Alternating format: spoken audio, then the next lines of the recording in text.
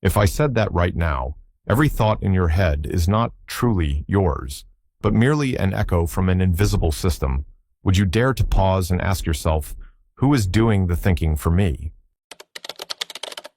The invisible strings that bind thought. Try to pause for a moment and ask yourself, how many thoughts in your head truly belong to you?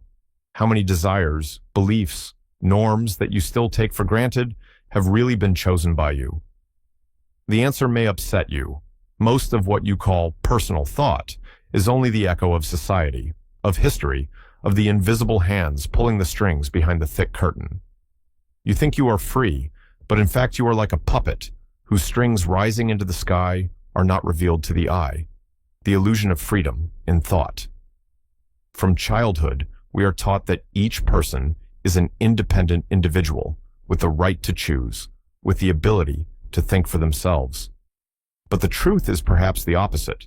The choices we think we make ourselves are often already shaped in advance by family, school, culture, media, even fleeting advertisements on the street. People often believe that freedom means being able to decide what I like, what I want. But if those desires have already been subtly planted from the outside, then is there anything left to call freedom? Karl Marx and Friedrich Engels once called this false consciousness, a state in which people think they are thinking for themselves, but in fact, they are reproducing ideas beneficial to another class. False consciousness is not ignorance, but unconscious complicity with the very system that binds us. A modern example, Cambridge Analytica. Do you still remember the Cambridge Analytica scandal? This company did not only steal data, they used that data as a psychological weapon to plant into voters' heads ideas that they thought they had come up with themselves. For example, workers in declining industrial states in America were persuaded that cutting taxes for the super rich would bring them dignity and jobs. Rationally, this completely contradicted their interests. But it worked because it exploited a belief deeply rooted in culture. True Americans stand with the rich against the intellectual elite. This is a typical example of false consciousness in the digital age. People defend a policy against their own interests simply because it touches a belief planted beforehand, the psychology of justifying injustice. What is more frightening, people not only accept injustice, they also justify it. Modern psychological studies, system justification theory, have proven this. Even those disadvantaged in an unjust system still tend to believe that the system is fair and necessary. The poor often believe inequality is natural, even more than the rich do. Why? Because admitting that society is unjust means facing the truth that our lives are oppressed, that our beliefs are only illusions. That is too painful, too dangerous for psychological safety. Therefore, the brain chooses the easier path, rationalizing injustice, telling itself that things are meant to be this way. Imagine a fish swimming in water. If you ask it, what is water? It will look puzzled, not understanding. Because water is the surrounding environment, too familiar to notice. Humans are the same.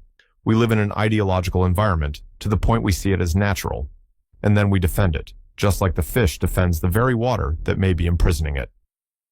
Everyday stories of false consciousness. False consciousness does not only exist in global scandals, it is present in every small detail of daily life.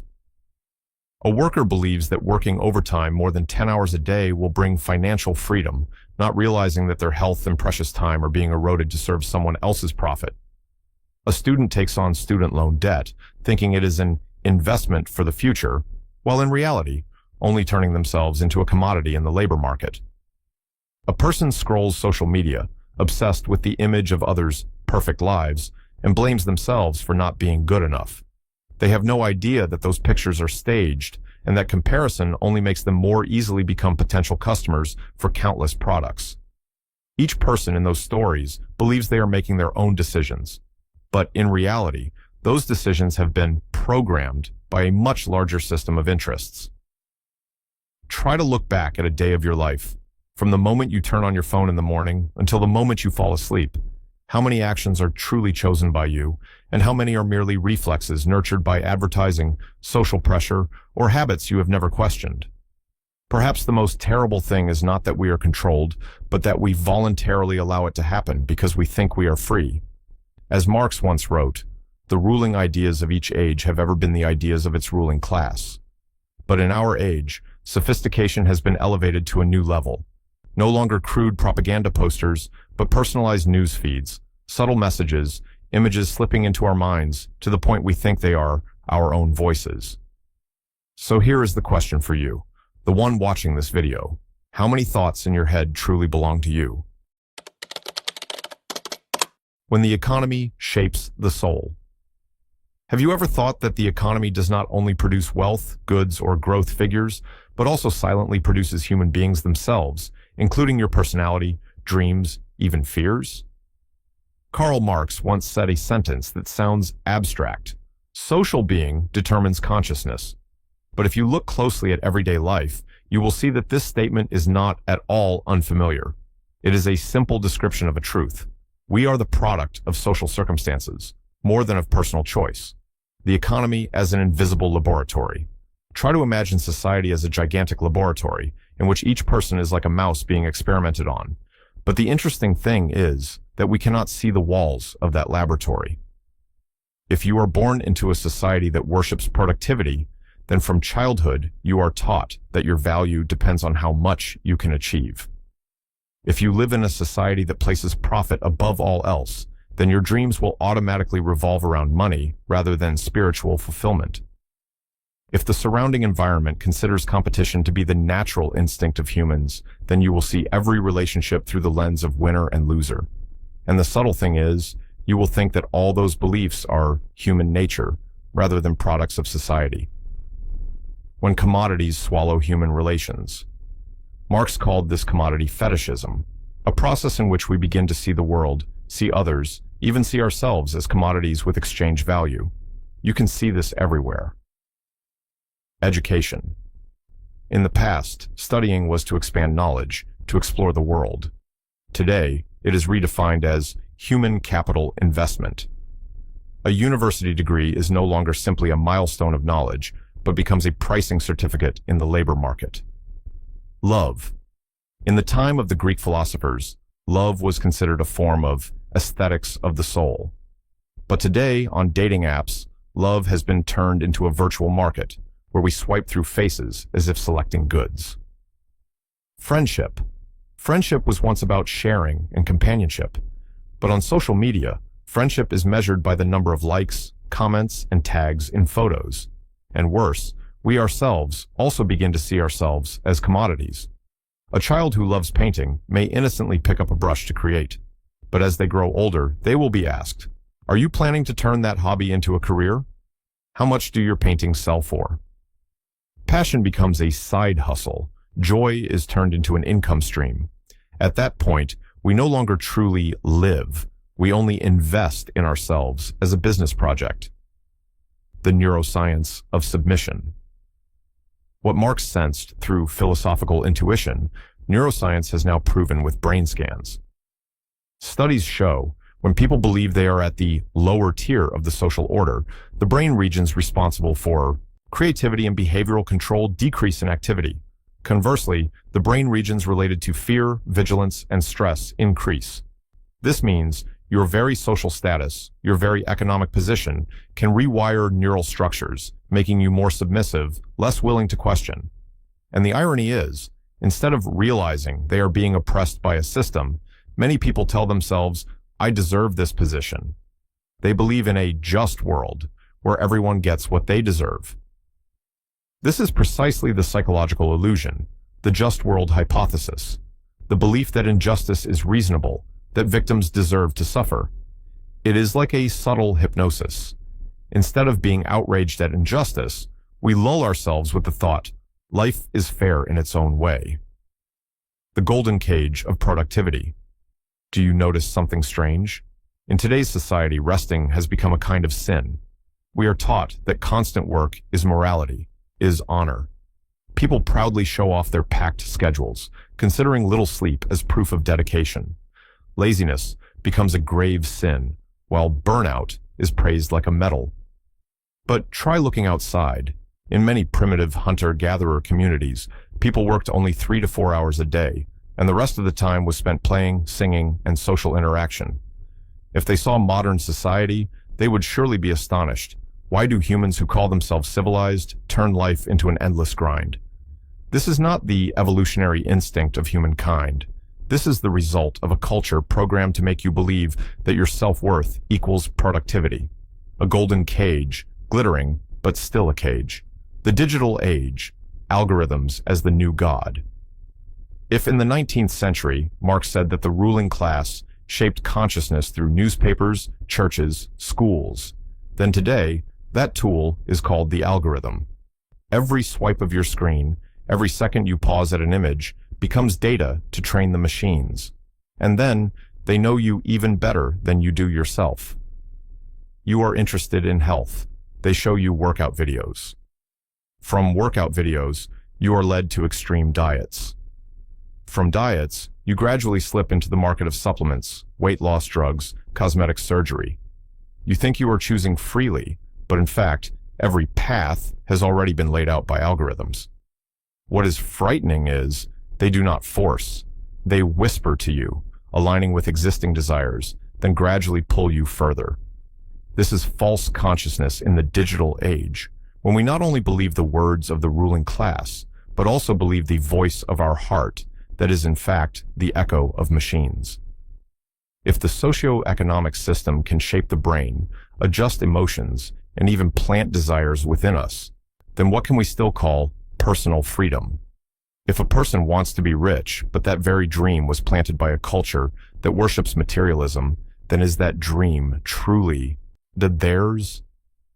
If a girl desires a perfect body, but that desire comes from thousands of advertising images she has scrolled past, then is she pursuing herself or only chasing a figure drawn by others? Perhaps freedom, if it exists, is not to do what you want, but the ability to know clearly why you want it. Liberating consciousness, the personal and collective journey. Before going any further, we must acknowledge a truth. We cannot completely escape the influence of society. No one lives in a vacuum. No one can become an absolute self standing outside history. Absolute freedom is an illusion. So, what remains? What remains is a small but immensely important capacity, awareness of awareness. Metacognition, looking back at your own thoughts. The ancient Greek philosopher once said, "The unexamined life is not worth living." Marx added, "It is not consciousness that determines life, but life that determines consciousness." So, liberation is not about trying to pull ourselves out of society, but about learning to observe our thoughts, desires, and beliefs, and to ask, where do they come from? When you crave to buy something, try asking, who benefits if I buy it? When you feel guilty for resting, trace it back. Whose voice is whispering in my head that rest equals laziness? When you believe that hard work always leads to success, try to recall, when did this belief appear in history and who benefits from it? This is metacognition, the ability to see the very invisible structures operating inside our minds. It is like suddenly seeing the strings pulling the puppet, and for the first time, realizing they exist. Auditing beliefs, challenging the obvious truths. A useful exercise. Write down 5 things you take for granted about the world, then question them. For example, the world is fair. Everyone who works hard succeeds. But history shows countless people worked themselves to exhaustion and still remained poor. Humans are inherently selfish. Competition is natural. But archaeology and anthropology prove humanity survived precisely thanks to cooperation and sharing. A person's value lies in achievements, reputation. But why don't we consider joy, friendship, or peace as measures of value? The obvious truths are often precisely false consciousness. Only when we put them on the table can we see the lifeblood of the system flowing from every word, collective awakening, from the individual to the community. However, be careful. Individual awakening alone is not enough. If you are the only one in a society who begins to question, you are easily seen as an outcast. Alone, you will soon burn out. But when many people share experiences, examine beliefs together, that is when collective consciousness rises. history has shown us. The labor union movement not only demanded higher wages, but also changed the awareness that workers had collective rights, not just as weak individuals. The movement for public health care redefined health not as a commodity, but as a human right. The Fight for 15 campaign in the U.S. challenged the notion that low-wage jobs are natural and turned it into every job must pay a living wage.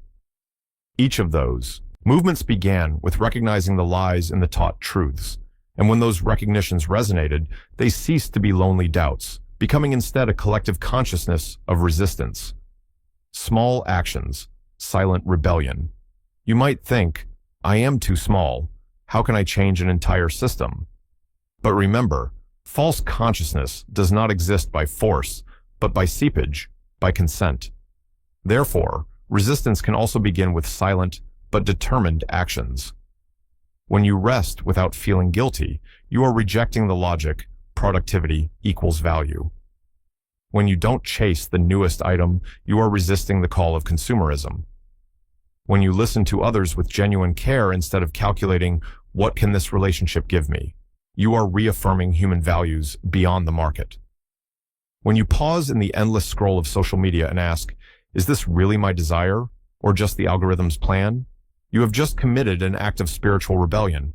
No one sees it, no one applauds. But those very small moments are the first steps of liberating consciousness, the philosophy of hope. If everything we've said so far sounds gloomy, that humans are programmed, manipulated, bound, then stop and remember, consciousness can change. No system is eternal. No idea is absolutely natural. What we call truth today may be only illusion tomorrow. This does not mean we are promised absolute freedom, but it does mean we have the capacity to break the obvious. Consciousness is like a mirror. When dust covers the mirror, we only see blurry images. But if we know how to wipe it clean, we will see that the mirror not only reflects, but also reveals its own existence. And in that moment, we are no longer the enchanted ones. So before we end, let's try a simple game together. Next time you feel a strong desire to buy something, to achieve a goal, to defend a belief, stop. Ask yourself, who is speaking in my head? Whose interests does this voice serve?